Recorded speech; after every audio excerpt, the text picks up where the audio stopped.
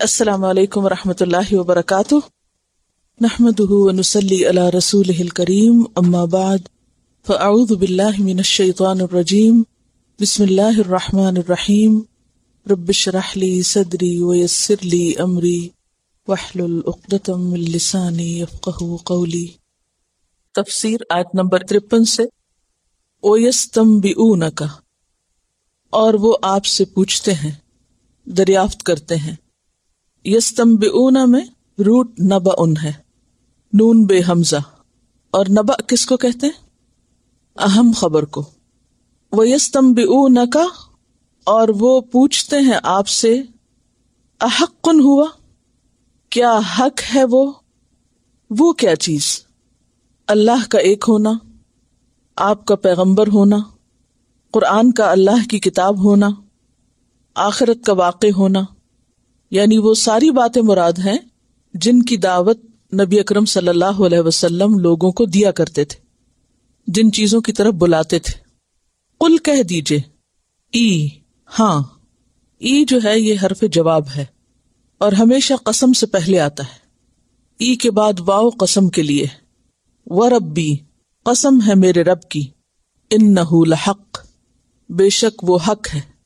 وما انتم، اور نہیں تم، بمعجزین، عاجز کرنے والے اللہ کو اس کے فیصلوں کے نافذ ہونے میں، قیامت کے لانے میں، تم پر عذاب بھیجنے میں۔ معجزین کا روٹ عین جیم زے ہے، اور معجز عاجز بنانے والا، ہرانے والا، اور معجزین اس کی جمع ہے۔ یعنی اگر اللہ سبحانہ وتعالی کسی کام کا ارادہ کرے تو کوئی بھی اس کو اس کے ارادے سے روکنے والا نہیں، کوئی اس کو ہرانے والا نہیں۔ سورۃ یاسین میں آتا ہے 82، انما امرہ اذا اراد شیئا ان یقول لہ کن فیکون، صرف کن کہنے کی دیر ہوتی ہے۔ اسی طرح قیامت کا آنا اور قیامت کا وقوع، وہ بھی اللہ کے لیے کچھ مشکل نہیں۔ وقال الذین کفروا لا تأتینا الساعۃ قل بلی وربی لتأتینکم، سورۃ سبا آیت 3۔ کافر کہتے ہیں کہ قیامت ہمارے پاس نہیں آئے گی، قیامت نہیں آ سکتی، قیامت کا آنا بڑی دور کی بات ہے، بڑا مشکل ہے، یہ کس طرح ممکن ہے اتنے بڑے بڑے پہاڑ اڑا دیے جائیں اور زمین ٹوٹ پھوٹ جائے اور سب انسان دوبارہ سے پیدا ہو جائیں؟ تو فرمایا قل بلا وربی، قسم ہے میرے رب کی، لتأتینکم، البتہ ضرور آئے گی تمہارے پاس۔ جس چیز کا آنا تم حق نہیں سمجھ رہے اور جس کے بارے میں بار بار پوچھ رہے ہو، جیسا کہ سورۃ نبا کے شروع میں بھی آتا ہے، کیا اما یتساءلون عن النبأ العظیم، کس چیز کے بارے میں پوچھتے ہیں؟ اس بڑی خبر کے بارے میں۔ تو یہاں بھی اس بڑی اہم خبر یعنی قیامت کے وقوع کے بارے میں حیران ہو کے سوال کرتے تھے کہ بھلا وہ دن کس طرح آ سکتا ہے اور کس طرح سب مرے ہوئے دوبارہ زندہ ہو سکتے ہیں؟ فرمایا کہ نہیں، وہ بالکل حق ہے، اور جب وہ دن واقع ہوگا تو تم اس کا وقوع، اس کا واقع ہونا روک نہ سکو گے۔ سورۃ التغابن آیت 7 میں فرمایا، زعم الذین کفروا ان لن یبعثوا، گمان رکھتے ہیں یا زعم رکھتے ہیں یا دعویٰ کرتے ہیں وہ لوگ جنہوں نے کفر کیا، کس بات کا؟ ان لن یبعثوا، کہ وہ ہرگز دوبارہ نہ اٹھائے جائیں گے، یعنی قیامت نہیں آنی۔ قل بلا وربی، کہہ دیجئے کیوں نہیں، قسم ہے میرے رب کی، لتبعثن، البتہ تم ضرور دوبارہ اٹھائے جاؤ گے، ثم لتنبؤن، پھر البتہ تم ضرور بتائے جاؤ گے، بما عملتم، جو بھی تم نے عمل کیے، وذالک علی اللہ یسیر، اور یہ بات اللہ پر بہت آسان ہے۔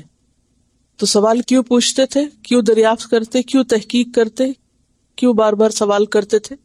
بے یقینی کی کیفیت تھی، یا پھر مذاق اڑانے کی نیت تھی، یا پھر یہ کہ اس کو بہت دور کی بات سمجھتے تھے، ناممکنات میں سے سمجھتے تھے۔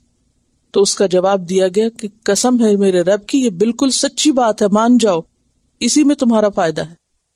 اور جب وہ واقع ہو گیا دن، وہ دن آ گیا، تو پھر تمہارا کوئی بس نہ چلے گا، کوئی زور نہ چلے گا، اور وہ دن ایسا دن ہوگا وَلَوْ أَنَّ لِكُلِّ نَفْسٍ ظَلَمَتْ مَا فِي الْأَرْضِ لَافْتَدَتْ بِهِ، اور اگر بالفرض ہو ان بے شک لکل نفس ہر نفس کے لیے، ہر انسان کے پاس وہ کچھ ہو، اور کون سا نفس؟ ظلمت جس نے ظلم کیا، کیا ہو؟ ما فی الارض جو بھی زمین کے اندر ہے۔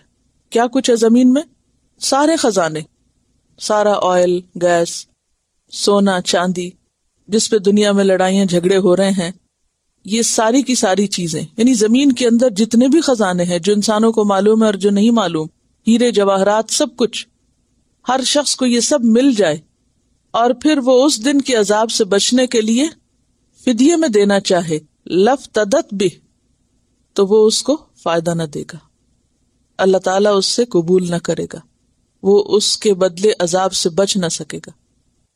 پہلی بات تو یہ ہے کہ کوئی شخص ان سب چیزوں کا مالک ہو بھی نہیں سکتا۔ ہر انسان کی ملکیت میں کیا ہے؟ ہم میں سے ہر ایک سوچے کہ زمین کے خزانوں کے مقابلے میں جو کچھ میرے پاس مال و دولت میں سے ہے یا سونا چاندی میں سے ہے، وہ کیا ہے؟ کچھ بھی نہیں۔ اس سے زیادہ لیں گے بھی کہاں سے؟ ساری زندگی بھی لگا دیں تو نہیں لے سکتے۔ پہلی بات تو یہ ہے ہی محال کہ کسی کے پاس ہو، اور اگر بالفرض وہاں دے بھی دیا جائے اور انسان اس سارے کو دے کے، اس ساری قیمت کو دے کے اپنا آپ بچانا چاہے تو فائدہ نہ ہوگا۔ تو پھر آج انسان سوچے کہ ان چھوٹی چھوٹی چیزوں کی کیا قیمت ہے، کیا ویلیو ہے، جس کے پیچھے انسان بھاگتا رہتا ہے، یا جن کو اپنی زندگی میں اتنی اہمیت دی ہوئی ہے، کیونکہ وہ آنے والا عذاب اتنا سخت ہے کہ اس سے بچنے کے لیے زمین کی ہر چیز فدیے میں دے دی جائے، ہر چیز یہاں مراد ہے، ما فی الارض، اور ہر چیز کو ذرا آپ گننا شروع کریں اور دیکھنا شروع کریں تو انگنت ہیں چیزیں دنیا میں۔ لفتدت بھی، تو فدیے میں دے دے گا، لیکن وہ فدیہ قبول نہ کیا جائے گا۔ سورۃ آل عمران آیت 91 میں بھی آپ پڑھ چکے ہیں، ان الذین کفروا وماتوا وهم کفار فلن يقبل من احدهم ملء الارض ذهبا ولو افتدى به، زمین بھر سونا اگر وہ فدیے میں دینا چاہے قبول نہ کیا جائے گا۔ وَأَسَرُّ النَّدَامَةَ، اور وہ چھپائیں گے ندامت۔ اسرو کا لفظ جو ہے یہ سر سے ہے، سین رے رے، راز، کوئی چیز چھپانا، اس کا مصدر ہے اسرار، اور اسرار کا لفظ ازداد میں سے ہے، پر اسرار ہے، یعنی ازداد میں سے کیا مراد ہے کہ اس کے دو معنی بنتے ہیں، ایک معنی ہوتا ہے چھپانا اور دوسرا معنی ہوتا ہے ظاہر کرنا۔ وَأَسَرُّ النَّدَامَةَ، اور وہ ندامت کو چھپائیں گے، کب؟ قیامت کے دن۔ اور ندامت کس کو کہتے ہیں؟ شرمندگی، وہ حسرت جو کسی چیز کے ہونے یا نہ ہونے کی وجہ سے انسان کے اندر پیدا ہو، یعنی وہ چاہتا ہو کہ وہ ہو اور وہ نہ ہو تو اس سے حسرت ہوتی، ندامت ہوتی۔ جیسے قرآن پاک میں آتا ہے کہ انسان کہے گا یا حسرت علی ما فرطت فی جنب اللہ، ہائے میری حسرت کہ میں نے اللہ کے جناب میں کیا کمی کر دی، یعنی وہ جو حسرت کی کیفیت ہے نا، اس کو یہاں ندامت سے تعبیر کیا گیا۔ لما رأوا العذاب، جب دیکھیں گے عذاب کو، جب عذاب سامنے دیکھیں گے تو وہ اپنی ندامت چھپا رہے ہوں گے۔ لیکن بات یہ ہے کہ عذاب دیکھ کے دل کی کیفیت چھپا نہ سکیں گے، چیخنا چلانا شروع کر دیں گے۔ تو اسرو کا معنی ظاہر ہونے کے لیے بھی یہاں استعمال ہو رہا ہے، کہ وہ ندامت جو پہلے دل میں ہوگی اور دل میں ایک شرمندگی ہوگی اور دل میں ایک اضطراب اور بے چینی کی کیفیت ہوگی، اس پر وہ صبر نہیں کر سکیں گے اور کسی تصنع سے بھی کام نہیں لے سکیں گے۔ دنیا میں آپ دیکھیے کہ اگر آپ کو کوئی ایسی صورتحال پیش آ جائے جو آپ کی مرضی کے خلاف ہو، یا کوئی لاس ہو جائے، کوئی نقصان ہو جائے، کوئی متوقع نتائج آپ کے سامنے نہ آئیں، کوئی شرمندگی کی بات ہو، تو بعض اوقات آپ کیا کرتے ہیں؟ اس کو لوگوں سے بے عزتی کے ڈر سے چھپا جاتے ہیں اور پریٹینڈ کر لیتے ہیں، صبر کر جاتے ہیں، ظاہر نہیں کرتے۔ لیکن قیامت کا دن اتنا شدید ہوگا کہ لوگ اپنے دل کی کیفیات اور وہ جو سینس آف لاس اور جو غم کی کیفیت ہوگی یا خوف اور دہشت ہوگا، اس کو چھپا نہ سکیں گے، وہ فوراً ظاہر ہو جائے گی۔ یا پھر اگر اس کو چھپانے ہی کے معنوں میں لیا جائے تو اس کا معنی یوں ہو سکتا ہے کہ وہ جب عذاب کو سامنے دیکھیں گے، جس کی انہیں توقع نہیں ہوگی، تو اچانک جو غم ان پہ ٹوٹے گا، کیونکہ دنیا میں تو وہ مانتے ہی نہیں تھے کہ یہ ہوگا. آپ دیکھیں نا کہ جو لوگ کفر کی حالت میں دنیا سے جا رہے ہیں انکار کے ساتھ، ان کو تو نہیں پتا کہ موت کے فرشتے کیسے ہوں گے، یہ قبر کیا چیز ہے، یہ جہنم کیا چیز ہے. اب ایک شخص جا رہا ہے اچانک جا کے گڑھے میں گرتا ہے تو اس کے اوپر کیا کیفیت ہوگی اس وقت؟ شاکڈ، یعنی اس سارے غم اور خوف اور ہول کو دیکھ کر شوق میں آ جائیں گے، سکتے میں آ جائیں گے، اور وہ دل کے اندر کی کیفیت ایسی شدید ہوگی کہ منہ سے جیسے بول بھی نہ سکیں گے یا رو بھی نہ سکیں گے. بعضوں کا دنیا میں ایسا ہوتا ہے نا کہ اچانک کسی کو کوئی غم کی خبر ملتی ہے تو اس پر کیا کیفیت آتی، سب کو پتا ہے، سکتے کی کیفیت. اس سکتے کی کیفیت ایسے ہوتی ہے جیسے بندہ سٹون ہو گیا، نہ وہ بولتا، نہ وہ روتا، نہ وہ کھاتا، نہ ہنستا ہے، کچھ بھی نہیں، وہ بس صرف دیکھتا چلا جاتا ہے اور آنکھیں اس کی جیسے پتھرائی ہوئی ہوں. تو یہ دونوں چیزیں متوقع ہیں. خوف میں اکثر ایسا ہوتا ہے. بعض اوقات ایسا ہوتا ہے کہ انسان کسی ایسی چیز کو اگر دیکھ لے کہ جو اس کے لیے بالکل ان نون تھی یا ان ایکسپیکٹڈ تھی یا اتنی اچانک تھی، تو بالکل سٹل ہو جاتا ہے، یعنی پتہ نہیں چلتا کہ اس کے اندر کیا ہے، وہ اپنے آپ کو بھی جیسے نہیں جانتا. تو یہاں یا تو اس خوف کو دیکھ کے ان کی کیفیات اس طرح ہو جائیں گی کہ بالکل ساکت ہو جائیں گے، اور یا پھر کیا کیفیت ہوگی کہ چیخنا چلانا شروع کر دیں گے. تو اسرو ازداد میں سے اب آپ دیکھیے دنیا کی کسی زبان میں سے کوئی ایک لفظ ڈھونڈ کے لائیے جو اس کیفیت کو بیان کرے، کوئی بھی نہیں. کوئی زبان یہ حق ادا نہیں کر سکتی. یہ عربی کی خاص خصوصیت ہے، لغت الازداد اس کو کہا جاتا ہے. اس کے اندر ایک ہی لفظ کے اندر دورے معنی پائے جاتے ہیں جو کانٹیکسٹ میں پورے فٹ آتے ہیں، کیونکہ خوف کے بعد انسان کے اوپر یہ دونوں کیفیات آتی ہیں. کسی پہ ایک آتی، کسی پہ دوسری آتی، یا ایک وقت میں ایک آتی ہے پھر دوسری آ جاتی ہے. یعنی ایک شخص پہلے اچانک خوف زدہ ہو گیا اور پھر اس کے بعد اگر بولا تو وہ آرام سے نہیں بولے گا، بالکل دوسرا ری ایکشن، خوب چیخنا چلانا. تو وَأَسَرُّ النَّدَامَةَ لَمَّا رَأَوُا الْعَذَابَ، آج نہیں مانتے، آج بار بار پوچھتے ہیں، اور اس لیے پوچھتے ہیں کہ کسی طرح یہ بلا ٹل جائے، لیکن کل انسان ریئلائز کر لے گا، اسے یقین آ جائے گا، اور اس وقت وہ کیا کہے گا؟ ربنا غلبت علینا شقوتنا وکننا قوما ضالین، یا رب ہماری بدبختی ہم پہ غالب آ گئی اور ہم بہکے ہوئے لوگ تھے، ہم حق جاننا ہی نہ چاہتے تھے، ماننا ہی نہیں چاہتے تھے، قبول نہیں کرنا چاہتے تھے. وقضی بینہم بالقسط، اور فیصلہ کر دیا جائے گا ان کے درمیان انصاف کے ساتھ. ان کے درمیان یعنی مخلوق کے درمیان، آپس میں ایک دوسرے سے جو لڑائی جھگڑے ہوں گے ان سب کے فیصلے وہاں ہو جائیں گے. سب باہم لڑنے جھگڑنے والوں کے فیصلے چکا دیے جائیں گے، یعنی تمام انسان ایک دوسرے سے اپنے بدلے وہاں جا کے لے لیں گے، ہر ایک کو اس کا حق مل جائے گا. ظالم اور مظلوم ایک ہی عدالت میں کھڑے ہوں گے، کسی پہ ظلم نہ ہوگا. وَهُمْ لَا يُظْلَمُونَ، اور وہ ظلم نہ کیے جائیں گے. اور اسی طرح انبیاء اور ان کی قوموں کے درمیان بھی فیصلہ ہو جائے گا کہ کون حق پہ تھا. تو گویا لوگوں کے اختلاف کے فیصلے اور لوگوں کے ظلم کے فیصلے اور لوگوں کے انکار کے، اپنے پیغمبروں کو جھٹلانے کے بارے میں جو ان کا حال تھا، ان سب چیزوں کے فیصلے اس عدالت میں پورے انصاف کے ساتھ ہو جائیں گے، اور کوئی شخص بھی کہیں بھاگ کے نہ جا سکے گا. الا، سنو، حرف تنبیہ، ان للہ ما فی السماوات والارض، بے شک اللہ کے لیے ہے جو بھی آسمانوں اور زمین میں ہے. اب آپ دیکھیے کہ فیصلہ اللہ کے ہاتھ میں اور آسمان اور زمین بھی اس کے ہیں. اگر کوئی حشر کے میدان سے آسمان کی طرف بھاگے گا تو وہ بھی اللہ کا ہے، گھرا ہوا ہے، کہیں نہیں جا سکتا. زمین کی طرف دائیں بائیں کہیں بھی جانا چاہے گا کہیں بھی نہیں جا سکے گا، کیونکہ ہر چیز اس کی ملکیت میں ہے. الا ان وعد اللہ حق، سنو سنو لوگو، بے شک اللہ کا وعدہ سچا ہے. کون سا وعدہ؟ قیامت کے آنے کا وعدہ. اور قیامت کے دن کی جزا و سزا کا وعدہ. وَلَكِنَّ أَكْثَرَهُمْ لَا يَعْلَمُونَ، لیکن ان کی اکثریت نہیں جانتی. کن کی اکثریت؟ انسانوں کی اکثریت. یہ ہے سب سے بڑا مسئلہ. کیوں نہیں جانتی؟ جاننا چاہتی ہی نہیں، یا جن کے پاس معلومات ہیں وہ آگے دے ہی نہیں رہے. انسان کی زندگی میں سب سے زیادہ ہولناک دن آخرت کا دن ہے. اکثریت کو تو پتہ ہی نہیں. لا یعلمون.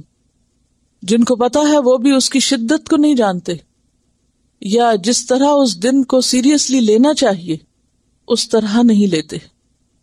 ہم سب اپنے بارے میں سوچیں کہ آخرت کے بارے میں ہمارا گمان کیا ہے. کتنے ویگ کانسیپٹس ہیں ہمارے، اور ڈر ہمیں کوئی نہیں لگتا، فکر ہم کوئی نہیں کرتے. اور خاص طور پر یہ بات جو پچھلی آیت میں ہوئی کہ وَقُضِیَ بَیْنَهُم بِالْقِسْطِ، اس کا بھی ہمیں کوئی احساس نہیں کہ ہر چیز سامنے آئے گی اور ایک ایک چیز تولی جائے گی، اور کوئی ظالم اپنے ظلم کے بعد بچ کے بھاگ نہ سکے گا، اور کوئی کسی پہ زیادتی کرنے والا کہیں پناہ نہ لے سکے گا، کوئی کسی کو چھڑا نہیں سکے گا. کیونکہ اگر یہ احساس کسی کے اندر پیدا ہو جائے تو پھر ظلم نہ رہے، پھر ہر شخص دوسرے کو حق دینے کو تیار ہو جائے. وَلَكِنَّ أَكْثَرَهُمْ لَا يَعْلَمُونَ. اس معاملے میں کوئی عقل استعمال ہی نہیں کرنا چاہتا، کیونکہ دنیا کی ظاہری رونقوں میں، دنیا کی زندگی میں اتنا کھوئے ہوئے ہیں کہ آخرت بھولی ہوئی. صبح اٹھتے ہیں تو دنیا کا غم، رات سوتے ہیں تو دنیا کا غم، اور رات کو آنکھ کھل جائے تو دنیا کا غم. جس دن کا غم لگنا چاہیے وہ غم لگا نہیں. هو یحیی و یمیت. اس کی قدرت دیکھو، وہی زندہ کرتا ہے، وہی حیات دیتا ہے اور وہی موت دیتا ہے. کوئی اور اس چیز پہ قادر نہیں. وَإِلَيْهِ تُرْجَعُونَ. اور اسی کی طرف تم سب لوٹائے جاؤ گے. اب دیکھیے کہ زندگی کس چیز کا نام ہے؟ زندگی کیا ہے؟ حرکت. اس وقت جو ہم بیٹھے ہیں، بول رہے ہیں، سن رہے ہیں، چل رہے ہیں، دیکھ رہے ہیں، جو کچھ بھی ہم کر رہے ہیں، زندگی اسی چیز کا نام ہے نا. یہ ساری طاقت کس نے دی؟ اسی نے دی. وہ جب چاہے اسے واپس لے سکتا ہے، اور جب واپس لے گا تو واپسی بھی اسی کی طرف. الیہ ترجعون. لیکن حیرت کی بات ہے کہ اسی کی طرف جانے کی تیاری کوئی نہیں. یہ جب تک کی زندگی ملی ہوئی ہے، جو بھی طاقت ہے، یہ اس لیے استعمال کوئی نہیں ہو رہی کہ اس کے پاس واپس جا کے سرخرو ہو سکے. یہ ساری بھاگ دوڑ صرف دنیا کی ظاہری زندگی کی مصروفیات میں ہے، اور یہی انسان کا سب سے بڑا دھوکہ ہے جس میں وہ خود کو مبتلا کیے ہوئے ہیں. اس دھوکے سے نکلنے کے لیے انسان کو اللہ کی رہنمائی چاہیے. اس کے لیے یا ایھا الناس، اے لوگو، تمام انسانوں کو خطاب ہے، اہل مکہ اور سب کے لیے. قد جاءتکم، تحقیق آ چکی تمہارے پاس، آ گئی ہے تمہارے پاس. کیا؟ موعظۃ، ایک موعظت، نصیحت. موعظہ کا لفظ واو عین زوئے سے ہے، واعظ، بھلائی اور نیکی کی یاد دہانی جو بہت اخلاص اور اثر انگیز طریقے سے ہو. واعظ کس کو کہتے ہیں؟ نصیحت کو. کیسی نصیحت؟ نیکی کی نصیحت، بھلائی کی نصیحت، یاد دہانی، ریمائنڈر، جس میں اخلاص بھی ہو اور دلوں کو نرم کرنے والی بات بھی ہو، اثر کرنے والی بات. تو قرآن کیا ہے؟ دلوں میں اترنے والا پیغام. آ چکی تمہارے پاس موعظت من ربکم، تمہارے رب کی طرف سے، وشفاء لما فی الصدور، اور شفا واسطے اس کے جو دلوں میں ہے، سینوں میں ہے. صدور صدر کی جمع ہے، اور صدر کہتے ہیں سینے کو. تو سینوں میں کیا ہوتے ہیں؟ دل. تو اس لیے صدر بول کے کبھی سینہ اور کبھی دل مراد لیا جاتا ہے کہ دلوں میں جو بیماریاں ہیں ان کا علاج، ان کی شفا اس موعظت میں ہے. وہدن، اور ہدایت، رہنما، ورحمتن، اور رحمت، للمؤمنین، مومنوں کے لیے. پیغام تو سارے انسانوں کے لیے، اور فائدہ بھی سب انسانوں کو دیتی ہے یہ کتاب، لیکن فائدہ اٹھاتے اس سے ایمان والے ہیں. ابتدا میں الناس کا لفظ ہے اور آخر میں مومنین کا لفظ ہے. موعظت کس کے لیے؟ الناس کے لیے. شفا کس کے لیے؟ الناس کے لیے. لیکن ہدایت اور رحمت کس کے لیے؟ مومنوں کے لیے، کیونکہ مومن اس سے رہنمائی حاصل کرتے ہیں. ہدی للمتقین ہے، اور رحمت بھی پھر انہی کے لیے بنتی ہے، کیونکہ جو اس سے ہدایت نہ پائے اس کے لیے تو اس میں کوئی رحمت نہیں. پھر اس کے لیے تو کتاب کا ہونا یا نہ ہونا برابر ہے. آل عمران 138 میں بھی فرمایا ھذا بیان للناس وہدی وموعظۃ للمتقین. الاسراء 82 میں فرمایا وَنُنَزِّلُ مِنَ الْقُرْآنِ مَا هُوَ شِفَاءٌ وَرَحْمَةٌ لِّلْمُؤْمِنِينَ وَلَا يَزِيدُ الظَّالِمِينَ إِلَّا خَسَارًا. اور ہم نازل کرتے ہیں قرآن میں سے جو شفا اور رحمت ہے، کس کے لیے؟ مومنوں کے لیے. یعنی یہ جو ہدم و رحمت ہے نا، تو یہاں شفا اور رحمت مومنوں کے لیے. وَلَا يَزِيدُ الظَّالِمِينَ إِلَّا خَسَارًا. اور جو نہ مانے اس کو اور جو نہ قبول کرے اس کو، ان کے لیے کیا ہے؟ خسارہ ہی خسارہ. ان کے لیے خسارے میں اضافہ کرتی ہے، ان کا نقصان اور بڑھاتی ہے. فصلت 44 میں فرمایا قل هو للذین آمنوا ھدی وشفاء. کہہ دیجئے یہ ان لوگوں کے لیے جو ایمان لائے ہیں ہدایت اور شفا ہے. تو گویا شفا بھی یہ پھر اسی کے لیے بنے گی جو اس سے فائدہ اٹھائے گا. ایک شخص آپ صلی اللہ علیہ وسلم کی خدمت میں حاضر ہوا اور اس نے آپ سے اپنے دل کی شکایت کی. اس نے کہا قال انی اشتکی صدری، کہ مجھے سینے میں تکلیف ہے، دل میں تکلیف ہے، دکھ ہے. قال فرمایا اقرأ القرآن، قرآن پڑھو. یقول اللہ تعالی، کیونکہ اللہ تعالیٰ فرماتا ہے وشفاء لما فی الصدور، یہ قرآن شفا ہے سینوں میں جو کچھ ہے اس کے لیے. سینے میں دل ہوتا ہے اور دل کی بہت سی بیماریاں ہوتی ہیں. کون کون سی؟ حسی بھی اور مانوی بھی، جسمانی بیماریاں بھی اور اس کے علاوہ روحانی بیماریاں بھی. دل کی بیماریوں میں سے مثلا نام لیجئے، روحانی بات کیجئے، بغض، حسد، کینہ، بدگمانی، نفرت، غم، غصہ اور تکبر، خود پسندی، ریاکاری، بدنیتی، اور پھر اس کے بعد یہ جو آج کے دور میں خاص بیماری ہے ڈپریشن کی، یہ سب سے بڑی بیماری ہے. کہتے ہیں کہ اب جسمانی بیماریوں کے مریض کم ہو گئے ہیں اور ڈپریشن کے زیادہ ہو گئے ہیں. جتنی ڈرگز ڈپریشن کے خاتمے کے لیے استعمال ہو رہی ہیں اتنی دوسری بیماریوں کے لیے نہیں. یعنی فزیکلی ہارٹ پیشنٹس کم ہیں، یعنی جسمانی طور پر، لیکن روحانی طور پر بیمار کثرت سے ہیں. اور ان کا علاج خود دلوں کے بنانے والے نے اور دلوں کے حال کو جاننے والے نے بتا دیا. کیا؟ کہ شفاء لما فی الصدور. لیکن یہ کب ہوتا ہے؟ کوئی بھی چیز شفا کب بنتی ہے؟ اگر کوئی شخص بیمار ہے، اگر کسی کو بھی سینے میں تکلیف ہے، اگر کسی کا بھی دل بے چین ہے، غمگین ہے، اداس ہے، پریشان ہے، تو بیمار ہے نا وہ. تو بیمار کی شفا کس میں ہوتی ہے؟ کسی دوا میں ہوتی ہے. دوا لینے سے شفا ہوتی ہے نا.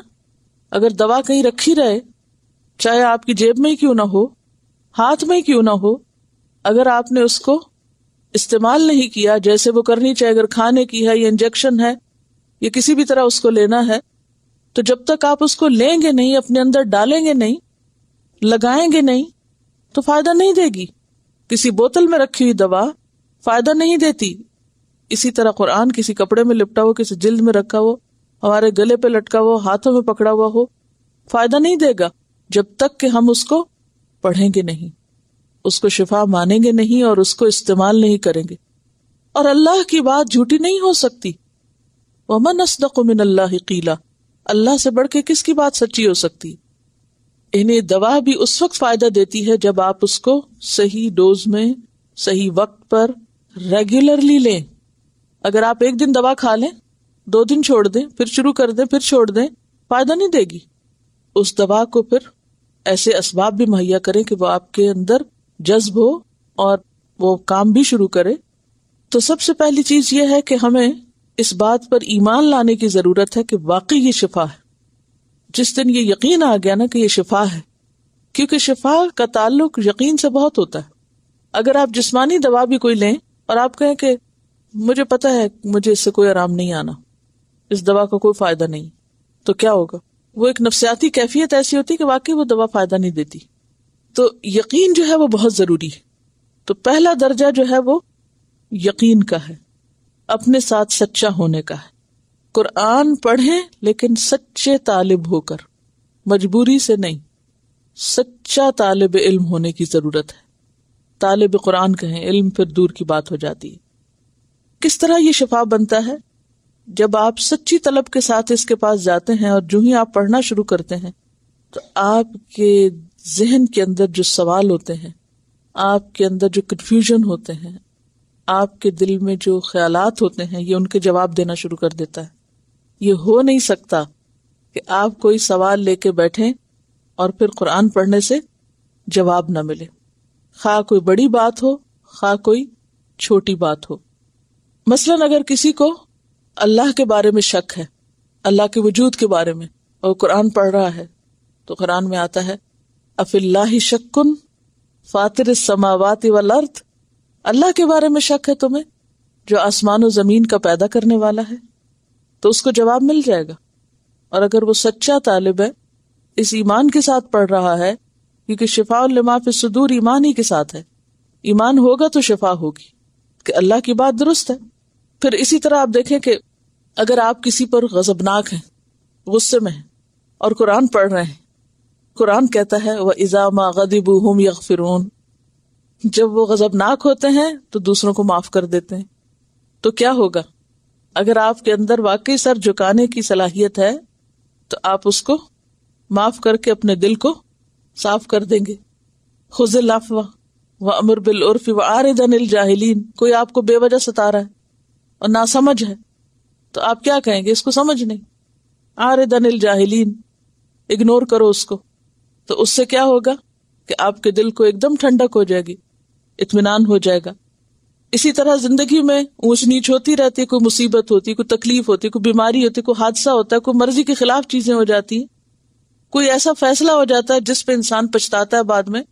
تو اللہ تعالیٰ کیا فرماتے ہیں وما اصابکم من مصیبت فبما کسبت ایدیکم، یا پھر یہ کہ من قبل ان نبرأها قل لن یصیبنا الا ما کتب اللہ لنا، کہ ہمیں نہیں پہنچے گا مگر جو اللہ نے ہمارے لیے لکھ دیا.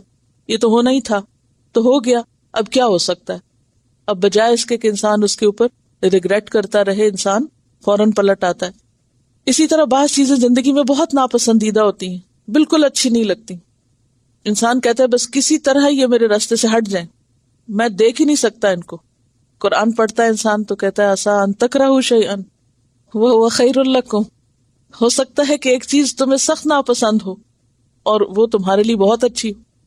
تو انسان کا ذہن بالکل الٹ ہو جاتا ہے، وہ سوچنے لگتا ہے اچھا اس میں کیا خیر ہے، اس میں کوئی تو خیر ہوگی، کوئی بھلائی تو ہوگی جو ابھی تک مجھے نظر نہیں آئی، کیونکہ قرآن تو جھوٹا نہیں ہو سکتا، میرے سوچنے میں فرق ہو سکتا ہے. تو انسان فوراً اپنی سوچ بدل دیتا ہے. اسی طرح اور آپ کے ساتھ بہت سے تجربات یا واقعات ایسے پیش آئے ہوں گے.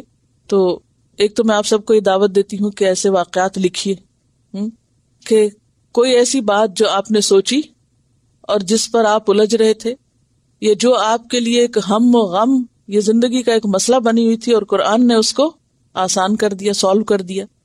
تو یہ ایک حقیقت ہے اور یہ صرف چند لوگوں کے ساتھ نہیں، ہر ایک کے ساتھ ہوتا ہے. اور پھر آپ دیکھیں گے کہ انسان جب اللہ کی بات پڑھتا ہے اور ایمان رکھتا ہے اللہ پر اور اس کی کتاب پر، تو ماننا بھی اس کے لیے آسان ہوتا ہے. یہی بات اگر کوئی انسان ہمیں سمجھائے یا سکھائے تو ہم چڑھ جاتے ہیں، مت کرو ہمیں نصیحت، کچھ نہ کہو ہمیں، حالانکہ وہی بات ہوتی. لیکن جب قرآن کہتا ہے تو ہم کہتے ہیں اب یہ تو اللہ پاک کی بات ہے نا، کیسے جھٹلا سکتے ہیں. یہ بہت بڑا فرق ہے، کیونکہ کسی بھی بات کا وزن اس سے بہت زیادہ یا کم ہو جاتا ہے کہ کہنے والا کون ہے. آپ دیکھیے کہ جو باعمل شخص ہوتا ہے نا، تو اس کو ایک مثال سے واضح کیا گیا کہ جو باعمل شخص ہوتا ہے اس کی بات پانی میں پتھر کی طرح ہوتی ہے نا. پانی میں اگر پتھر ڈالے تو وہ کیا ہوتا ہے؟ تیرتا ہے، ایک دم نیچے تہہ تک جائے گا، اندر جا کے لگے گا. اور ایک دوسرے شخص کی بات پانی میں سوکھے پتے کی طرح ہوتی ہے، وہ ڈالے تو کیا ہوتا ہے؟ اندر نہیں جاتا، اوپر اوپر ہی رہتا ہے. تو فرق ہو جاتا ہے نا. وہی کتاب ہوتی ہے, وہی بات ہوتی ہے, لیکن ایک شخص کہتا ہے تو آپ مان جاتے ہیں, دوسرا کہتا ہے تو آپ ری ایکشن ظاہر کرتے ہیں کہ مجھے نہ کہو, چڑ جاتے ہیں آپ. تو یہ عام انسانوں میں فرق ہے, ایک کی بات اور دوسرے کی بات میں اتنا فرق ہوتا ہے. کہاں یہ کہ مخلوق اور خالق کی بات کتنا بڑا فرق ہو سکتا ہے.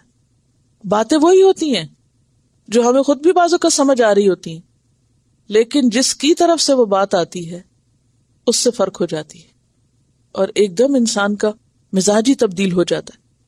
یہ تبدیلی اللہ کی کتاب کے بغیر کوئی چیز نہیں کر سکتی انسان کے اندر. اسی لیے پھر یہ شفاء لما فی الصدور بھی بنتی ہے اور ہدن اور رحمت بھی بنتی ہے.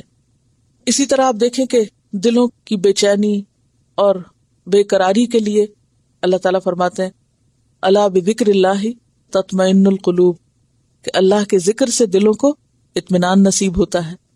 انسان طویل جد و جہد کر کے زندگی میں ایک مقام حاصل کرتا ہے, مثلاً اس نے بہت پڑھا لکھا, گھر بنایا, شادی کی, بچے ہوئے, سب کچھ ہے, لیکن چین نہیں, سکون نہیں, خوشی نہیں, کیونکہ کوئی چیز مسنگ تھی. اور اکثر وہ لوگ جو قرآن پڑھ کر مطمئن ہوتے ہیں, وہ ایک بات سب میں کامن ہوتی کہ ہمارے پاس سب کچھ تھا لیکن ایسے لگتا تھا جیسے کچھ کمی ہے, کہیں کچھ مسنگ ہے. اور جب انسان قرآن پڑھتا ہے تو اس کو سمجھ آتا ہے کہ یہ تھی وہ چیز جس کو میں مس کر رہا تھا اور مجھے خود بھی نہیں پتا تھا. ہمارا حال بچوں کی طرح نا, بعض اوقات بچے بھوکے ہوتے ہیں, انہیں خود یہ نہیں پتا ہوتا انہیں بھوک لگی ہوئی ہے, اور وہ ریئیکشن کس طرح ظاہر کر رہے ہوتے ہیں. کبھی ضد کریں گے, کبھی جھگڑا کریں گے, کچھ توڑیں گے, کچھ کھینچیں گے, یعنی مسئلہ کچھ اور ہوتا ہے, مرض کچھ اور ہوتا ہے, لیکن علاج ہم کہیں اور تلاش کر رہے ہوتے ہیں. تو ہمیں اللہ نے بنایا ہے. ہمارا جیسے جسم ہے نا, تو جسم کی ایک غذا ہے. جسم کو صحت مند رکھنے کے لیے, نشو و نما کے لیے آپ کھانے پینے میں بہت سی چیزیں استعمال کرتے ہیں. تو انسان صرف جسم نہیں ہے, انسان روح بھی ہے. تو روح کو بھی جب تک اس کی غذا نہ دی جائے وہ سروائیو نہیں کرتی یا وہ صحت مند نہیں ہو سکتی. آپ کا جسم کتنا بھی صحت مند ہو, لیکن اگر اس کے اندر بیمار روح ہے تو اس کو کوئی بھی خوشی نہیں ہو سکتی, کسی بھی چیز میں چین نہیں آ سکتا, خواہ دنیا بھر کی نعمتیں اس کے پاس جمع ہو جائیں.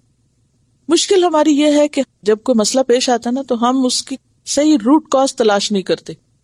بیماری کی اگر وجہ کچھ ہو اور ڈاکٹر اس کی وجہ کچھ اور بتائے اور اس کا علاج کرنا شروع کر دے تو پھر کیا ہوگا؟ بعض اوقات ڈائگنوسس صحیح نہیں ہوتے تو علاج غلط شروع ہو جاتا ہے, اور جب غلط علاج ہوتا ہے تو پھر نتائج غلط سامنے آتے ہیں. انسان صحت یاب ہونے کی بجائے پہلے سے بھی زیادہ بیمار ہو جاتا ہے. اور ایک رہنمائی ہے جو اللہ کی طرف سے آتی اور ایک ہے جو بندے دیتے.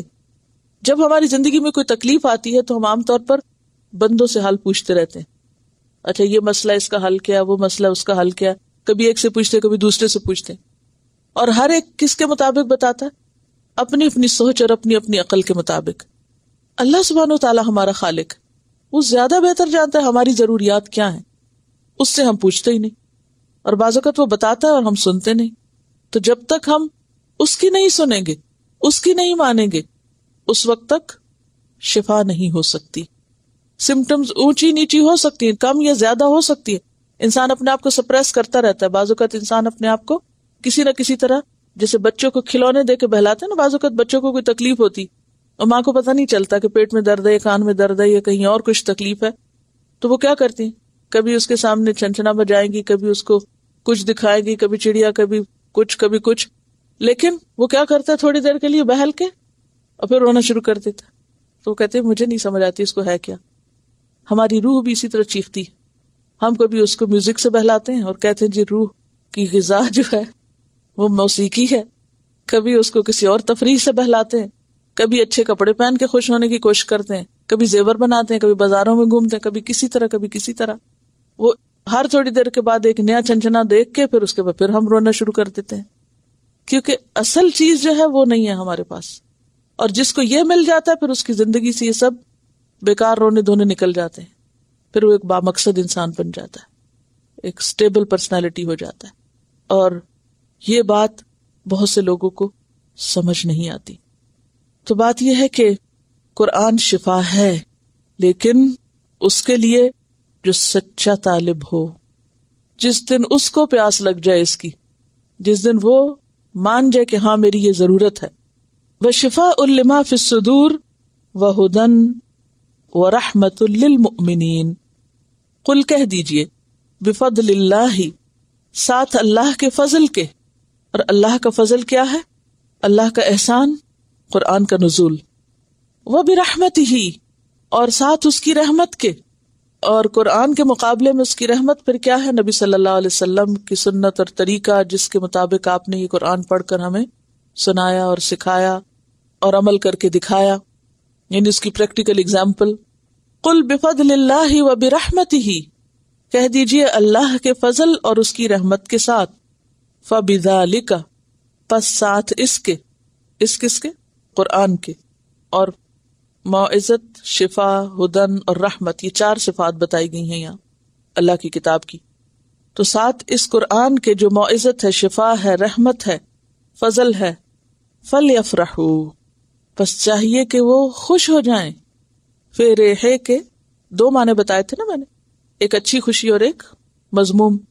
تو یہاں اللہ کی نعمت پر خوش ہو جائیں، اس قرآن کے ملنے پر، اس قرآن کے جاننے پر، اس کے حاصل ہونے پر. انہیں چاہیے کہ وہ خوشیاں منائیں. ہوا خیرن، وہ بہتر ہے قرآن. ہوا وہ، اور وہ کون؟ قرآن.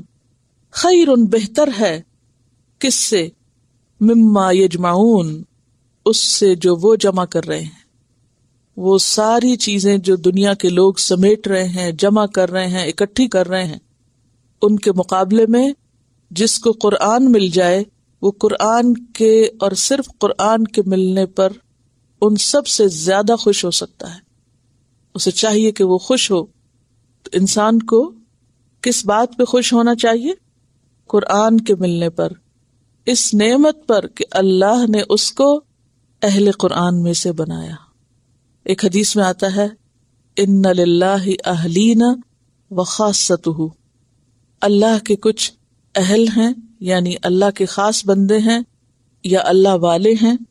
پوچھا گیا کہ وہ کون ہیں؟ فرمایا وہ اہل قرآن ہیں، یعنی قرآن والے. اور اس قرآن والے کا مطلب کوئی خاص شخصیت بننا نہیں ہے، مراد اس سے قرآن کو جاننا اور سمجھنا ہے. ایسا انسان بننا کہ جو اللہ تعالیٰ سے براہ راست کمیونیکیشن کر سکے اپنے خالق سے. دیکھیے دنیا میں انسان کے بہت سے رشتے اور تعلق ہوتے ہیں، لیکن کبھی آپ نے غور کیا کہ جو تعلق آپ کا آپ کی ماں سے ہوتا ہے، اور جس طرح آپ اپنی ماں کے ساتھ کمیونیکیٹ کر سکتے ہیں، اور جو باتیں آپ اس کو بتا سکتے ہیں، وہ شاید کسی بھی اور کو نہیں بتا سکتے اگر آپ کا صحیح تعلق ہے.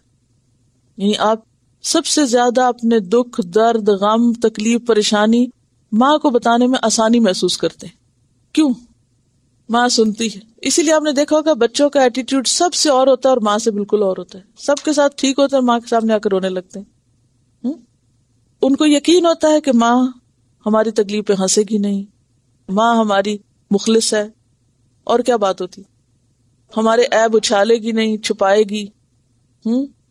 اور ویسے بھی ماں کے ساتھ ہم ماں کے پیٹ میں رہے ہوتے ہیں، تو اس لیے انہیں زندگی کے اول روز سے ہم اس سے اٹیچڈ ہوتے ہیں. تو ایک اپنائیت ہوتی، قدرتی محبت ہے جو اللہ نے رکھی ہے. ایک خون کا رشتہ ہے اور ماں کے جسم کے ساتھ بندھے ہوتے ہیں جسے کاٹ کے الگ کیا جاتا ہے. یعنی اس گہرے تعلق کی بنیاد پر ہم ہر بات اس سے کر سکتے ہیں اور وہ ہماری ہر بات سمجھتی بھی ہے. اب آپ دیکھیے کہ اللہ سبحانہ وتعالیٰ 70 ماؤں سے بڑھ کے پیار کرنے والا انسان کو، کیا وہ نہیں جانتا ہمارے دلوں کا حال، ہماری ضروریات، ہماری بے چینیاں، ہماری پریشانیاں، ہمارے غم، ہمارے دکھ، ہماری ضروریات، ہمارے مسائل؟ کیا اس کو نہیں پتا؟ سب پتا ہے. قرآن دراصل بندے اور اللہ کے درمیان ایک کمیونیکیشن کا ذریعہ ہے. یہ کلام اللہ ہے جس کے ذریعے بندہ اللہ کے ساتھ ہم کلام ہوتا ہے، سرگوشیاں کرتا ہے، اس کی سنتا ہے، اپنے دل کی اس کے سامنے رکھتا ہے. یہ ہو نہیں سکتا کہ اس کے بغیر کسی اور طریقے سے انسان اس سے صحیح معنوں میں کمیونیکیٹ کر سکے. اور جب انسان کو یہ ذریعہ مل جاتا ہے تو ہر ایک سے بے نیاز ہو جاتا ہے. اور تبھی حقیقی معنوں میں انسان کے اندر اطمینان اور سکون اور ایک خوشی کی کیفیت پیدا ہوتی ہے. اور یہی دراصل اللہ کا فضل ہے. فضل کس کو کہتے ہیں؟ حق سے زیادہ ایکسٹرا چیز کو. اور اسی سے آپ کا لفظ فضول نکلا ہے. فضول کیا ہوتا ہے؟ زائد ضرورت کے لیے ہوتا ہے. ہم اصل میں اردو میں اس کو ذرا سا نیگیٹو سینس میں لے جاتے ہیں، لیکن عربی میں فضول زائد ضرورت کو کہتے ہیں. اور فضول بہت فضل کرنے والا، فعول کے وزن پر ہے. فضول کا معنی عربی میں بہت اچھا ہے، اور وہ فضول ہے جو زائد ضرورت ہے. ہوا خیر مما یجمعون. کیا کیا سمیٹ رہے ہیں لوگ، کیا کیا جمع کرتے ہیں، کیا کیا کلیکشنز ہیں. جی کلیکشنز، مٹیریل چیزوں میں جتنی بھی چیزیں ہیں جن کی کلیکشنز کا لوگوں کو شوق ہے. مثلا اینٹیکس اور کرسٹل اور گولڈ جیولری اور جوتے، بیگز، کپڑے، کراکری، کتابیں کم. وہ قرآن پڑھنے کے بعد ہو تو الگ بات ہے. ہاں دوسری کتابیں، فکشن، ناول، جو بھی کسی کو پڑھنے کا شوق ہو. بے شمار چیزیں جن کے لوگوں کو کریز ہوتے. ہر ملک کے سوینئر، عجیب و غریب چیزیں، موویز اور سانگز، سٹیمپس. کبھی انسان ان چیزوں کا انجام تو دیکھے. جو بھی وہ جمع کرتا ہے، جب جمع کرنے والے چلے جاتے ہیں تو بعد کے لوگ کیا کرتے ہیں ان کے ساتھ. آج صبح میں اپنی تفسیر کو دیکھ رہی تھی. مجھے اپنی زندگی میں سب سے زیادہ اگر کوئی کتابوں میں سے چیز پیاری تو اپنی وہ تفسیریں جو کئی سالوں سے میرے ساتھ ہیں. جب میں ٹریول کرتی ہوں کہیں بھی تو میں ان کو ہاتھ کے سامان میں لے کے جاتی ہوں، کیونکہ مجھ سے الگ نہ پتا تو اپنا بھی نہیں، لیکن یہ ہے لگیج میں نہیں کبھی بھیجا ان کو. حالانکہ وہ 6 جلدیں اور وہ اتنی بھاری ہو جاتی ہیں اور ان کے اندر بے شمار کاغذ لگے ہوئے، جیسے تیسے ان کو کھینچو لیکن ساتھ ہی رکھتی ہوں. اور خاص طور پہ جہاز میں اوپر رکھنا، اٹھانا، نیچے اتارنا بھی وہ ایک مرحلہ ہوتا ہے. آج میں صبح پڑھ رہی تھی اور میں آج کل ہر ایک چیز کو کریٹیکلی دیکھ رہی ہوں کہ کیا کیا چیز ان سب کو ایک جگہ اس پہ جمع کر دوں. میں سوچ رہی تھی کہ مجھے جتنی قدر ہے اس کی کسی اور کو نہیں ہو سکتی. میری زندگی گزری ہے اس کے ساتھ. مجھے جتنی محبت ہے ان کتابوں سے کوئی اور اس کو جان ہی نہیں سکتا. لیکن بہرحال مجھے بھی دنیا سے جانا ہے اور ان کتابوں کو بھی پرانا ہونا ہے. تو کچھ عرصے کے بعد ان کتابوں کی ویلیو کو شاید سمجھنے والا بھی نہ ہو. ابھی ریسنٹلی آپ نے اخبار میں پڑھا ہوگا کہ مظفر آباد کی لائبریری کی کتابیں لوگوں نے سردی کے مارے جلا کے تو سیکی ہیں. ظاہر ہے جب لوگوں کے پاس کچھ نہ ہو تو جان بچانے کے لیے بہرحال انسان مختلف چیزیں سنتا پڑھتا اور ذہن میں خیال آتا. تو ہر ایک کی زندگی میں کچھ نہ کچھ ایسی چیزیں ہوتی ہیں جن کو وہ جان سے زیادہ عزیز رکھتا ہے. کچھ لوگوں نے تصویریں رکھی ہوئی ہوتی ہیں، یہ فلاں کی تصویریں، فلاں کی البم بنا بنا کے رکھے ہوتے ہیں. کسی نے کچھ اور اکٹھا کر کے رکھا ہوتا ہے. ہر ایک کے اپنے شوق ہیں. لیکن اگر ہم غور کریں کہ کچھ ہی عرصے کے بعد جب ہم نہیں ہوگے تو ہماری چیزیں دوسروں کے لیے کیا ہوگی؟ کچھ بھی نہیں. صرف بیچنا بھی ان کو مصیبت لگتا ہے، اولاد کو. یعنی ہم جو کچھ بھی جمع کر رہے ہیں نا، وہ ہمارے بعد والوں کے لیے بوجھ بن جاتی ہیں چیزیں، کیونکہ وہ ان کے انٹرسٹ کی نہیں ہوتی. وہ بزرگوں کی چیزیں، پرانے لوگوں کی چیزیں، وہ آج کے outdated, out of fashion, ان کے لیے ان کی کوئی ویلیو نہیں ہے. ان کے لیے ایک گاربیج ہے، کباڑا ہے. حتیٰ کہ اسے ڈسپوز آف کرنا بھی ان کے لیے ایک مصیبت ہے. لیکن جو قرآن ہم پڑھ کے سینے میں رکھ کے عمل کر کے دنیا سے رخصت ہوتے ہیں، وہ قبر میں پہنچتے ہیں تو خوبصورت دوست کی شکل میں ساتھ ہے. وہ نہیں پیچھے رہتا. وہ حشر کے دن اٹھیں گے تو وہ ساتھ ہے. وہ ہر موقع پہ ساتھ ہے. ہوا خیر مما یجمعون. اب یہ بھی ہوتا ہے کہ جو چیزیں ہم جمع کر کے رکھتے ہیں وہ آئندہ نسلوں کو بعض کو سمجھ بھی نہیں آتی کہ یہ کس کام کے لیے تھی، کیوں تھی. لکھی ہوئی کتابیں، مختلف چیزیں. آپ نے اپنے بچوں کو اردو پڑھائی نہیں، آپ اردو پڑھتے تھے، اب آپ کی کتابیں تو ظاہر ان کے لیے بیکار ہیں. تو صرف کتابیں نہیں بلکہ دنیا کا کوئی بھی سامان، کچھ بھی جو آپ نے اکٹھا کر کے رکھا ہوا نا، اس پہ ایک نظر ڈالیں. اور پھر ہم ان چیزوں پہ جو وقت ضائع کرتے ہیں اور پھر ان کو بڑھاتے رہتے ہیں، ایک ایک چیز کو دیکھتے رہتے ہیں. کوئی بھی چیز جس کا آپ کو شوق ہے، ان سب چیزوں کی حقیقت اور انجام کو دیکھیے. ان سب کا اینڈ کیا ہے جن کو ہم دیکھ دیکھ کے خوش ہوتے رہتے ہیں اور ہمارے اندر ایک اطمینان اور سرور کی کیفیت ہوتی ہے کہ اتنا ہو گیا. خواہ وہ مال و دولت ہے، خواہ وہ سونا چاندی ہے، خواہ وہ کچھ بھی، کسی بھی چیز کو ساتھ نہیں جانا. سب یہیں پرانا ہو جانا. سٹورز کی نظر وہ اندھیرے میں ہی رہ جائے گا سب. اسی لیے آپ دیکھیے کہ مسلمانوں کی ابتدائی زندگی میں وقف کا سلسلہ تھا. کتابیں وقف کر دیا کرتے تھے اور چیزیں کہ جن کے بارے میں وہ جانتے تھے کہ ہماری اولاد ان کی قدردان نہیں ہے، وہ اپنی زندگی میں ہی دے جاتے تھے یا وصیت کر جاتے تھے. تو وصیت اس لیے بھی ضروری ہے کہ اگر کوئی کام کی چیز ہے اور آپ سمجھتے ہیں کہ آپ کے بچے اس کے اہل نہیں ہیں، تو اپنی زندگی میں اس کو وصیت کر دیں کہ یہ کس تک پہنچا دی جائے اور کس کو دے دی جائے، تاکہ وہ چیزیں ضائع ہونے سے بچ جائیں. یا تو اپنے ہاتھ سے دے دیں اور یا پھر وصیت کر دیں. اور یہ بات بھی یاد رکھے کہ جتنی زیادہ چیزیں انسان کے پاس ہوتی ہیں اتنی ہی زندگی مشکل ہو جاتی. وہ سب چیزیں ہمارے اوپر ایک بوجھ ہوتی چلی جاتی، ان کو سنبھالنا، سمیٹنا، رکھنا، اٹھانا، اور پھر ہر روز ان کی قدر و قیمت بھی کم ہوتی چلی جاتی. کیونکہ اس دور میں اتنی تیزی سے ہر چیز تبدیل ہو رہی ہے کہ ہر تھوڑے دن کے بعد ایک نیا ماڈل آ جاتا ہے کسی چیز کا، اس کا بہتر ورژن آ جاتا ہے، اس سے زیادہ کام کی چیز نکل آتی ہے. لیکن چونکہ ہماری زندگی میں کوئی مقصد نہیں، کوئی کام نہیں، تو ہم صرف ایک ہابی بنا لیتے ہیں ان چیزوں کو. مختلف چیزیں اکٹھی کرنا صرف ہابی. کبھی ہمیں اپنی زندگی اور وقت کی قیمت پتہ چل جائے کہ جو ہم ایک ایک منٹ بھی گنواتے ہیں ان چیزوں کو حاصل کرنے میں اور سمیٹنے میں اور رکھنے میں اور سنبھالنے میں، اور کل قیامت کے دن جب ہم دیکھیں کہ اس وقت کی ویلیو کیا نکلی، کیا کمایا ہم نے اس سے، تو کچھ بھی نہیں، صرف دھوکہ جو ہم اپنے آپ کو دے رہے ہیں. قل ارأیتم، کہہ دیجئے کیا دیکھا تم نے، بتاؤ مجھ کو، ما انزل اللہ لکم من رزق، جو بھی نازل کیا اللہ نے تمہارے لیے رزق میں سے، اللہ نے اتارا یعنی آسمان سے، یہ تو بارش کی شکل میں جس سے پھر سبزہ وغیرہ اگتا ہے، وہ سبزہ جانور کھاتے ہیں تو دودھ دیتے ہیں، تو یہ سب انسان کے رزق کا سامان ہوتا ہے. یا پھر یہ کہ جب زمین بنی تھی اس وقت ہی اللہ نے مختلف چیزیں اتار کے اس میں رکھ دی انسانوں کے فائدے کے لیے.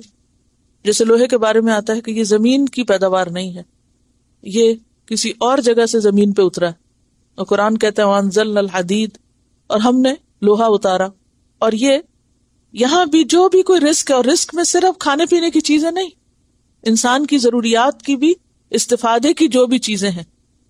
فَجَعَلْتُم مِّنْهُ حَرَامًا وَحَلَالًا، پھر بنا لیا تم نے اس میں سے حرام اور حلال، یعنی رزق ہم نے تم کو دیا اور اس کے اوپر قانون تم نے اپنا نافذ کر دیا، اسے حلال حرام کرنے کا فیصلہ تم نے کر دیا. تو یہ تو بڑی زیادتی کی بات ہے، کیونکہ توحید خالص میں کیا ہے، رب بھی وہی ہے، الہ بھی وہی ہے، ربوبیت اور الوہیت سب اسی کے لیے، اور پھر حکم بھی اسی کا، الا لہ الخلق والامر. جس نے ہمیں یہ سب کچھ دیا ہے اسی کا حق بنتا ہے کہ وہ ہمیں بتائے کہ اس میں سے کیا ہمیں استعمال کرنا اور کیا نہیں کرنا، کیا جائز اور کیا ناجائز ہے. اور انہوں نے کیا کیا تھا، سورۃ الانعام میں آپ تفصیل پڑھ چکے ہیں.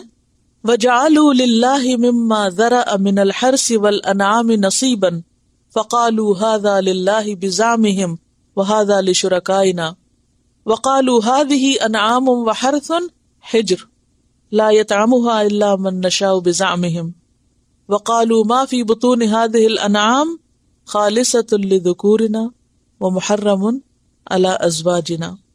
سورۃ الانعام آیت 136 سے 139 تک کی آیات میں یہ سب چیزیں موجود ہیں. 143 میں آتا ہے ثمانیۃ ازواج من الضأن اثنین ومن المعز اثنین قل آذکرین حرم ام الانثیین اما اشتملت علیہ ارحام الانثیین نبئونی بعلم.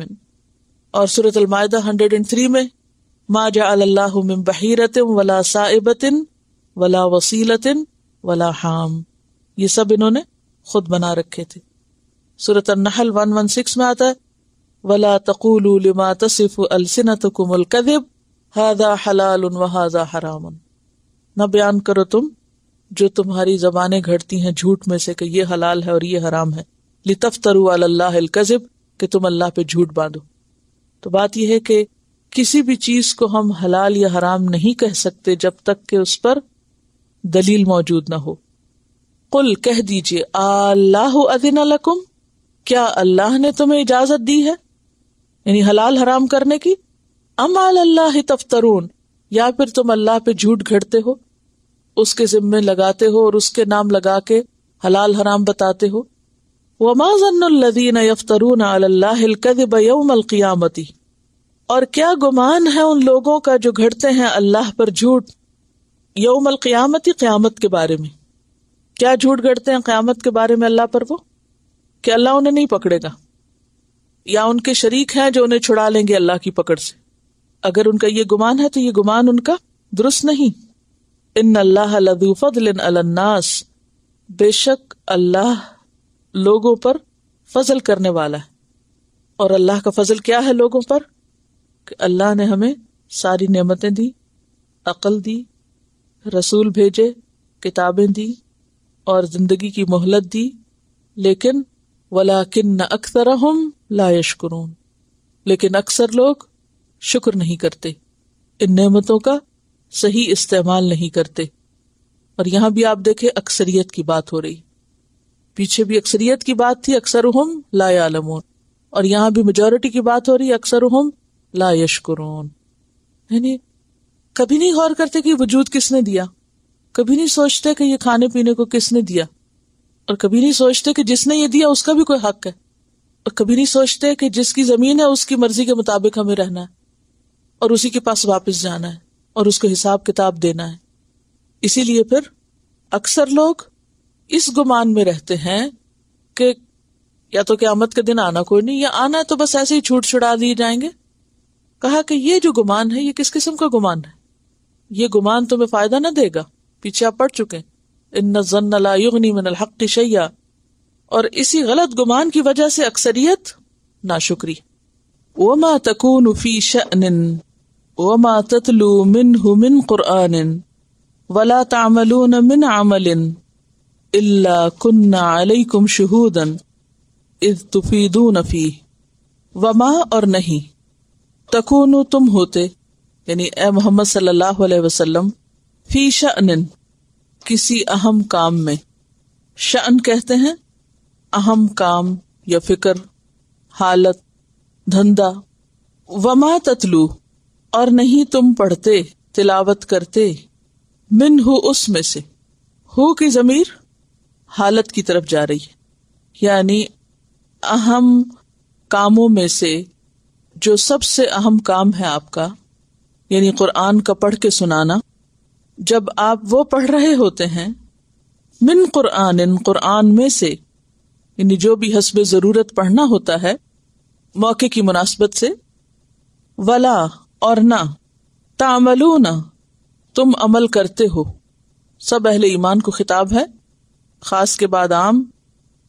من عمل کوئی بھی عمل، الا مگر، کننا ہم ہوتے ہیں، علیکم تم پر، شہودن حاضر یا گواہ. شاہد کی جمع یعنی دیکھنے والے، ہم دیکھ رہے ہوتے ہیں. اس جب تفیدون تم مصروف ہوتے ہو، مشغول ہوتے ہو، فی ہی اس میں، یعنی جس کسی کام میں. تفیدون کا لفظ جو ہے یہ افادہ سے نکلا ہے، فے یہ ضاد اس کا روٹ ہے فیض، پیچھے آپ پڑھ چکے ہیں. ثم افیدوا من حیث افاض الناس، وہاں کیا معنی تھا اس کا؟ منتشر ہونا. ویسے تو فیض کا کیا معنی ہوتا ہے؟ پانی کا بکثرت منتشر ہو کے نکلنا، فیضان اسی سے لفظ نکلا ہے. تو تفیضون کا معنی ہوتا ہے کسی ایسے کام میں مشغول ہونا جس میں انسان خود کو بھی فراموش کر دے. ایسی مشغولیت کسی بھی کام میں جس میں آپ اپنا آپ بھی بھول جائیں، کچھ یاد نہ رہے. اور ایسے کون سے کام ہوتے ہیں جس میں آپ کو کچھ اور یاد نہ ہو؟ جو اپنی پسند کے، دلچسپی کے، مرضی کے ہوتے ہیں. تو اس سے کیا پتہ چلتا ہے کہ انسان جب بھی کوئی کام کر رہا ہوتا ہے، کوئی چھوٹا کام یا بڑا کام، کوئی اہم کام یا غیر اہم کام، یا کوئی ایسا کام جس میں انسان کو خود اپنا آپ یاد نہیں ہوتا اور وہ بھولا ہوا ہوتا ہے کہ اسے کوئی اور دیکھ رہا ہے. کچھ کام ہوتے ہیں نا ایسے کہ جو آپ کر رہے ہوتے ہیں تو آپ کانشیس ہوتے ہیں کہ آپ کو کون دیکھ رہا ہے، کوئی دیکھ تو نہیں رہا. لیکن کچھ کام ایسے ہوتے ہیں کہ جس میں آپ کو اس کی پرواہ نہیں ہوتی کہ کوئی دیکھ رہا ہے یا نہیں دیکھ رہا، سب بھولے ہوئے ہوتے ہیں، حتیٰ کہ اپنا آپ بھی بھولا ہوا ہوتا ہے. لیکن اللہ تعالیٰ ہمیں نہیں بھولے ہوئے ہوتے، وہ اس وقت بھی ہمیں دیکھ رہے ہوتے ہیں. یہ مراد ہے. اور پھر ابتدا میں نبی صلی اللہ علیہ وسلم سے خطاب ہے کہ آپ جس اہم ترین کام میں ہوتے ہیں، جس خاص کام میں ہوتے ہیں، اور ان خاص کاموں میں سے خاص ترین کام قرآن کا پڑھ کے سنانا، اس وقت ہم آپ کو دیکھ رہے ہوتے ہیں، آپ ہماری نظر میں ہوتے ہیں. کہ آپ اس کام کو کیسے کر رہے ہیں. اور اسی طرح باقی لوگ بھی جب کوئی کام کر رہے ہوتے ہیں، کسی چیز میں مشغول ہوتے ہیں، تو وہ اللہ کی نظر میں ہوتے ہیں، اللہ کے سامنے ہوتے ہیں. تو اس سے کیا بات پتہ چلتی، کیا سمجھ میں آتا ہے؟ اللہ کی قدرت، اللہ کا علم، اللہ کے علم کی وسعت. کیونکہ اس صورت میں بنیادی طور پر توحید کی دعوت ہے، اللہ کی عظمت کی پہچان ہے، اور پھر اللہ کے علم کے احاطے کی بات ہے. وما یعزب عن ربک، اور اس کا علم تو ایسا ہے کہ نہیں چھپ سکتا تیرے رب سے. یعزب عین زائی اور با، عزب ایک ذال ہوتا ہے جو عذاب والا، وہ نہیں ہے، یہ زے والا ہے. یعزب، عزب کہتے ہیں کسی چیز کے دور جانے کی وجہ سے آنکھوں سے اوجھل ہونا، چھپنا. مثلا جنگل میں اگر کوئی شخص گھاس کی تلاش میں دور نکل جائے اور باقی گھر والوں کو نظر نہ آئے، تو ایسا دور جانے والا کیا ہے؟ چھپا ہوا عزب. چھپنے کے لیے اور کون سے لفظ ہیں؟ خفیس، غیب، وہ بھی پوشیدہ ہوتا ہے نا، سر، بطن، غرب، غروب ہونا، افلا، یہ سب آپ پڑھ چکے ہیں. یہ جو ملتے جلتے لفظ ہوتے ہیں ان کو کہتے ہیں مترادفات. اصل میں مترادف رے دال فے سے، ردفہ کا کیا معنی ہوتا ہے؟ پیچھے آنے والا، یعنی ایک کے بعد ایک آنے والا. آپ پھر ان کو کمبائن کر کے بھی استعمال کرتے ہیں. ملتے جلتے لفظ آپس میں ایک ہی عبارت میں آگے پیچھے بھی استعمال ہوتے ہیں. وما یعزب عن ربک، اور نہیں چھپا ہوتا تیرے رب سے کیا؟ من مثقال ذرۃ، ذرے کے مثقال سے. مثقال کا لفظ ثقل سے ہے، ثقل کہتے ہیں بوجھ کو، اور مثقال کہتے ہیں وزن کو. برابر کے لیے بھی استعمال ہوتا ہے، کیونکہ جب وزن کیا جاتا ہے نا، ترازو برابر کیا جاتا ہے، تو ذرے کے برابر، ذرے برابر ذرے کے وزن جیسی کوئی چیز ہوتی ہے فی الارض، زمین میں، ولا فی السماء، اور نہ آسمان میں. یعنی پوری کائنات یونیورس کے اندر اگر ذرے کے برابر بھی کوئی چیز ہو تو وہ بھی اللہ سے چھپی ہوئی نہیں ہے، اتنا وسیع ہے اس کا علم. ولا اصغر من ذالک، اور نہ ذرے سے چھوٹی چیز. اب جب یہ قرآن نازل ہو رہا تھا تو اس وقت کسی کو نہیں پتا تھا کہ ذرے سے بھی چھوٹی کوئی چیز ہوتی. ولا اکبر، اور نہ اس سے بڑی، یعنی ذرے سے بڑی. اکبر کیا ہے؟ اسم تفضیل، اور اصغر بھی اسم تفضیل ہے. الا فی کتاب مبین، مگر وہ ایک کھلی کتاب میں موجود ہے. اللہ کے رجسٹر میں سب ریکارڈ موجود ہے ایک ایک ذرے کا. تو اے بندے تو کہاں بھاگ کے جائے گا؟ تم اللہ پہ جھوٹ گھڑ کے کہاں سے بچ نکلو گے؟ پچھلی آیت میں جھوٹ گھڑنے کی بات ہے نا، یا تم قیامت کے دن کیسے پکڑائی نہیں دو گے، جبکہ ایک ایک ذرے کا ریکارڈ موجود ہے وہاں اس کے رجسٹر میں، اس کے ریکارڈ میں. تو بنیادی طور پر اس آیت میں دو بڑی باتیں پتہ چلتی ہیں. ایک تو یہ کہ اللہ کا علم بہت وسیع ہے، اور اس کے علم میں بھی کوئی شریک نہیں، کسی اور کا علم ایسا نہیں. اور دوسری بات یہ ہے کہ غیب کا علم اللہ کے پاس ہے. الانعام 59 میں بھی آپ پڑھ چکے ہیں، وَعِندَهُ مَفَاتِحُ الْغَيْبِ لَا يَعْلَمُهَا إِلَّا هُ وَيَعْلَمُ مَا فِي الْبَرِّ وَالْبَحْرِ. یہاں کیا کہا؟ فِي الْأَرْضِ وَلَا فِي السَّمَاءِ، اور وہاں کیا ہے؟ فِي الْبَرِّ وَالْبَحْرِ.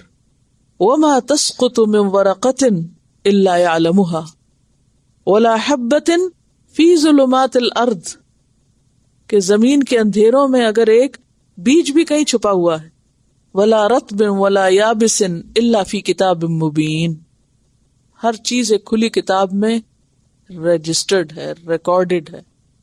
ہم جب زمین کو دیکھتے ہیں، آسمان کو دیکھتے ہیں، درختوں کو دیکھتے ہیں، ادھر ادھر کی چیزوں کو، تو ہمیں عام طور پہ خیال نہیں آتا کہ ان چیزوں کا بھی کہیں ریکارڈ ہوگا. ہاں، کسی فیکٹری یا کارخانے میں جائیں تو اس وقت ہم اسٹاک ٹیکنگ کی بات ضرور سوچتے ہیں کہ کتنا ان ہوتا ہے، کتنا آؤٹ ہوتا ہے. انسانوں کے بنائے ہوئے کارخانوں میں پھر بھی خیال آتا ہے. اللہ کے بنائے ہوئے اس کارخانے میں ہم گھومتے پھرتے ہیں اور ہمیں کبھی بھی اس کی قدرت یاد نہیں آتی.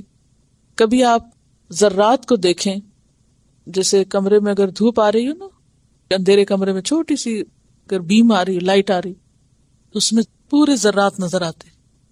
ان کو دیکھ کے کبھی سوچیں کہ ان میں سے ایک ایک ذرہ جو ہے وہ اللہ کے ہاں لکھا ہوا ہے. ریکارڈڈ، گنے ہوئے، نہ کوئی اس کو بڑھا سکتا نہ گھٹا سکتا، نہ کوئی چرا سکتا نہ کہیں لے جا سکتا، سب ادھر ہی رہنا ہے اور سب اس کی ملکیت ہے، وہ مالک ہے ان سب چیزوں کا، اور ان سب چیزوں پر اس کا اختیار ہے اور اس کا تصرف۔